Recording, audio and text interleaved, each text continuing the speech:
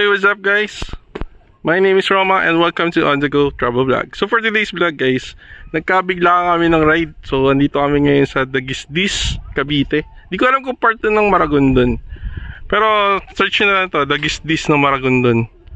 O ano, Maragondon nga eh. So ayan, wala akong dalang camera ngayon kasi biglaan lang talaga to. So try natin to phone ko gagamitin. So first time ko rin makapunta dito. Ayun, ang ganda, maganda yung place. Ito yung entrance ng Dagisdis. Tapos nag-offer sila dito ng camping site. Saka may mga available rooms din sila. Pero mas maganda bago kayo pumunta dito, tumawag muna kayo. Kasi tulad namin biglaan, fully booked talaga. So ayan, ito yung pinaka-entrance. Tapos may mga overlooking dito. Ayan, may mga parking lots dito. Ayan, tapos may parang registration booth sila dun. Tapos pwede rin kumain. So ayan, may malaki silang swing. So bahala na to kahit walang GoPro. Ayan o.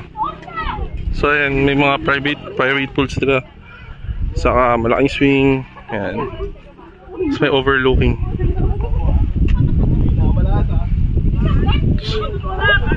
Ayan. Sobrang maganda yung ano, maganda siya mag picture dito. Ayan. Sobrang ganda. Ayan sila, alis na kami. Hindi ko na masyado napakita yung feature ko ano meron dito sa Dagisdis. Pero mukhang aalis na kami.